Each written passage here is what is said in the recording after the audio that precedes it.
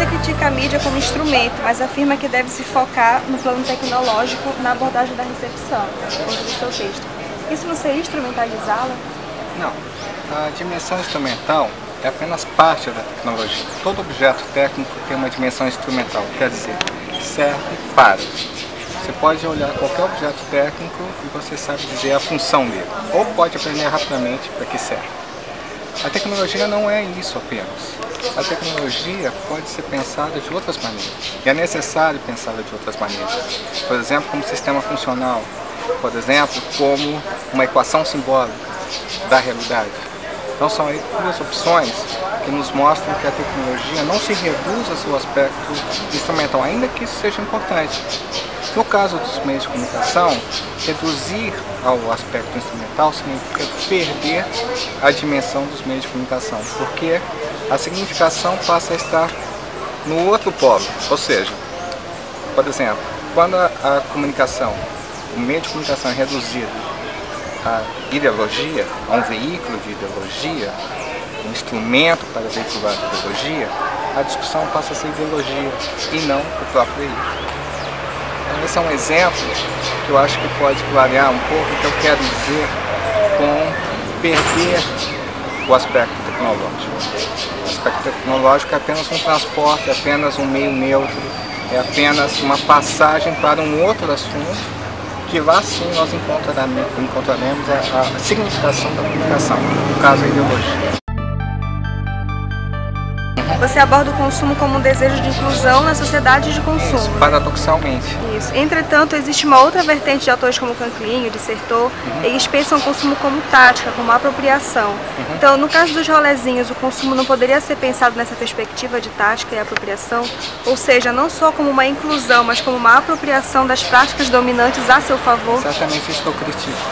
Pensado como tática, pensar o consumo como tática é muito perigoso, porque é um jogo duplo. Eu não só me aproprio, mas eu também sou apropriado.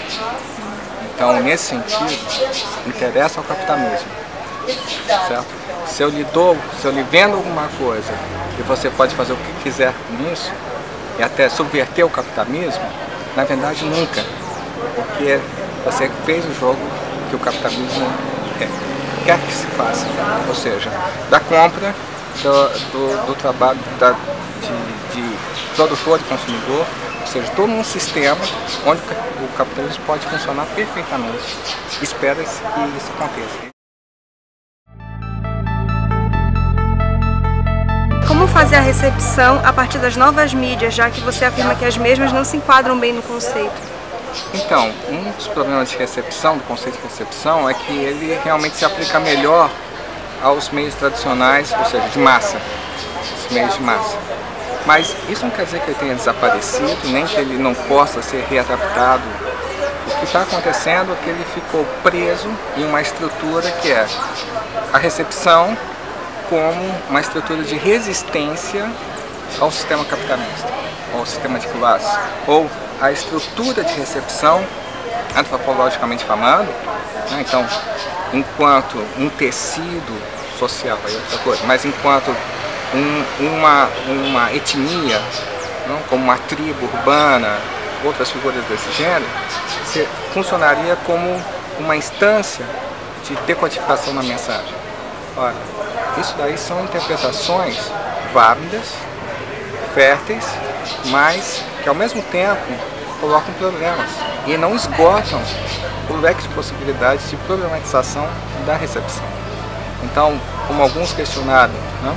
Por que colocar o conceito de recepção? Isso já teria acabado. E outros disseram, não, isso está esgotado. Não, não pode estar esgotado. Nunca. Uma teoria nunca pode esgotar o real. Certo? Se é o polo de recepção, ele nunca vai ser esgotado por nenhuma teoria. O que nós temos hoje é um esgotamento de um modismo, de um modo de colocar a questão. O que você acha disso? O que você vê como objeto da comunicação? Certo. A questão do objeto da comunicação, nesses quase 12 anos que tem sido discutido aqui na Compos, na Intercom, em outras instâncias aqui no Brasil, ele me parece ter perdido uma dimensão importante, que é o objeto não é simplesmente uma descrição de coisas que nós estudamos, mas também através do qual do estudo é feito. Ou seja, o objeto de estudo de uma disciplina, qualquer uma das ciências sociais, ele também se torna no viés explicativo. E essa dimensão não foi explorada até hoje na questão dos objetos, no objeto de estudo da comunicação.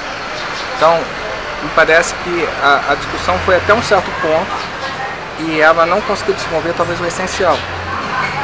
Pois, exatamente, como o comunicacional passa a ser o fator mais importante aí como uma opção epistemológica, não real ou ontológica, que permite então entender, fazer uma leitura do social ou das práticas sociais a partir de uma clave, a partir de uma chave de comunicação.